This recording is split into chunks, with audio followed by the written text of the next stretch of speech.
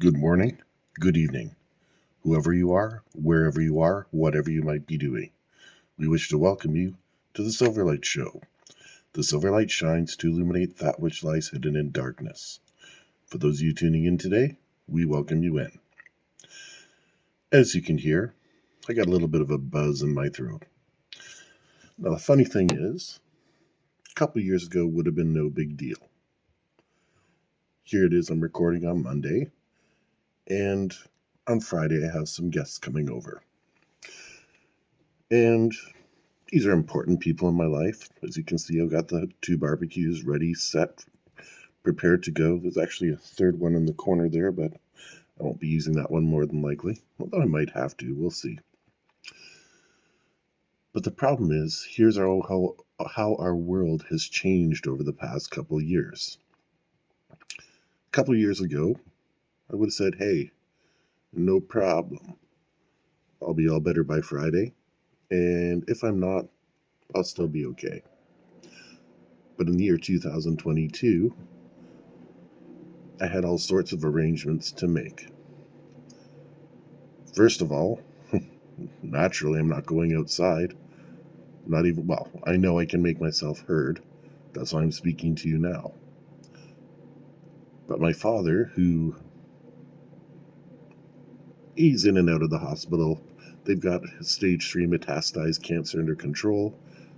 But we are supposed to see each other tomorrow and Wednesday. And I had to give him a call and say, hey, don't come over. It's not the pandemic, but it's nothing you want. Because of that, my little girl, who usually goes to gymnastics with my parents and they take her to McDonald's, they have a little family day outing and everybody's happy. Well, can't have that because, once again, she's my little girl and she's around me. But I'm surprised I actually got this indirectly from my wife. How do I know that? Because nobody else that I've seen over the past bit is sick.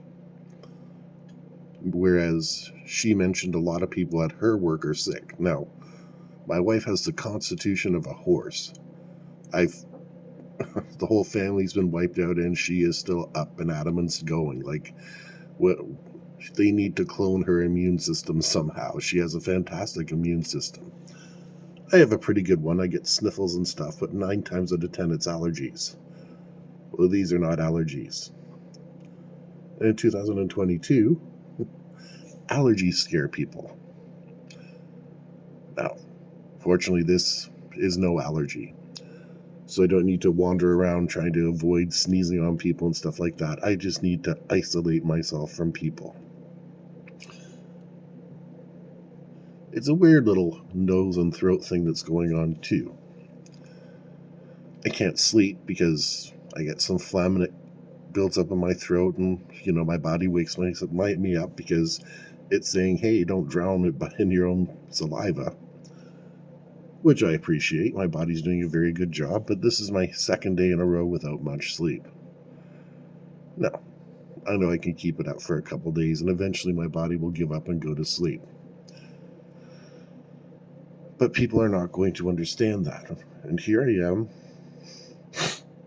I got to make the choice in the next little bit whether to take the meat and all the stuff out and get it ready, or whether I should cancel the party. And the latest I can make that decision will be Wednesday, because stuff has to be ordered, stuff has to be brought, stuff has to be put into marinate and to be, set up, dry rubbed, etc. And all that is standing on a precipice because I got this darn cold simply because my wife is at work with people who are working now. Her job is complicated and involves a lot of people, and industries always hire the minimum amount of people they think they need. And she does very well there. She's actually been Employee of the Month for the past 6 months straight. But that's because she's stubborn and goes in when she's sick, and all the other employees also go in sick. And as you can see, the fallout's on me. Now, how do I know it's my wife and not my daughter? Easy. Well, actually not so easy. My daughter goes to school, and we know schools are pig pens, and it's no offense, school janitors, you do a fantastic, unthanked job, and yeah, I do not envy you at all. But I also know, because my daughter spent time around immunocompromised people this weekend, and none of them have gotten sick. My wife, who's usually busy and has 10,000 things, has only really been spending time with me. The problem is, one of my friends is one of those extremely paranoid people, and I can respect his paranoia. He hasn't actually been out of the house very much since 2020. He's afraid he might catch something, and I respect that. I do. I'm nobody's judge when it comes to your personal health. Quite the opposite.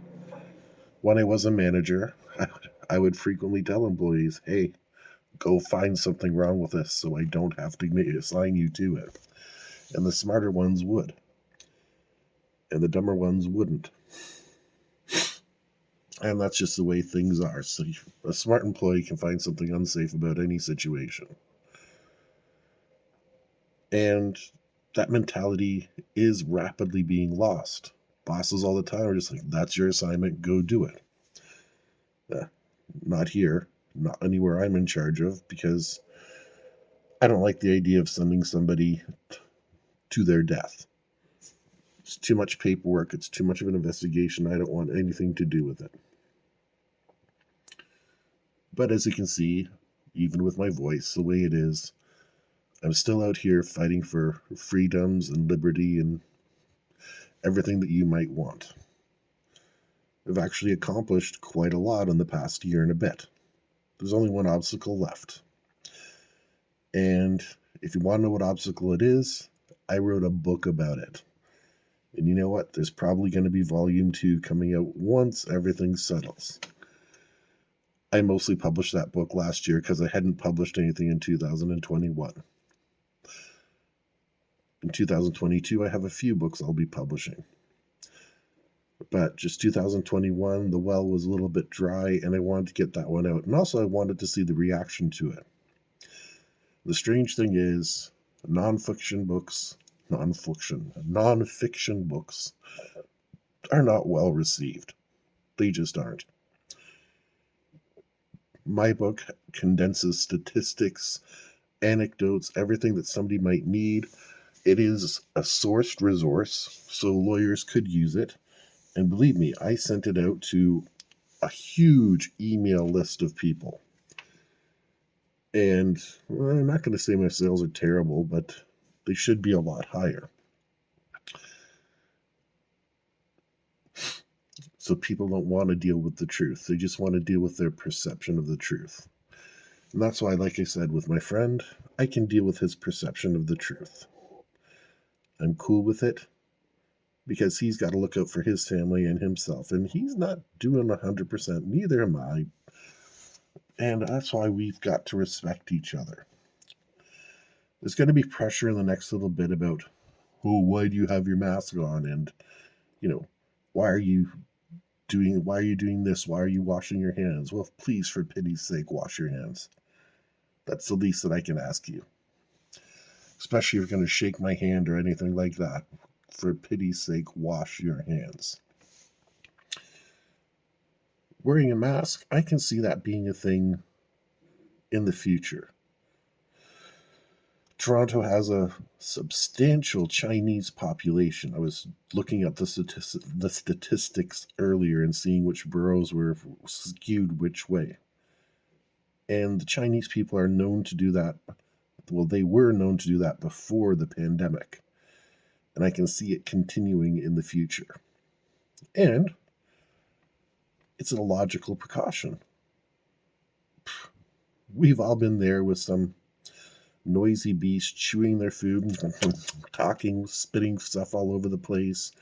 It's disgusting. Who wants to be around somebody like that? And at least a mask will kind of protect you. It makes things interesting as far as identifying robbers, but strangely, I haven't heard any complaints from the police or security about how it's harder to catch people that are shoplifting.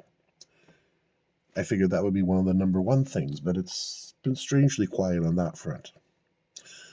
But no matter what, be safe, stay well, and I'll be talking to you again soon. Wish to thank you for joining us for the Silverlight Show. If you like this show, please hit like, share, subscribe, buy one of the books in the comments, and we hope you have a fantastic day.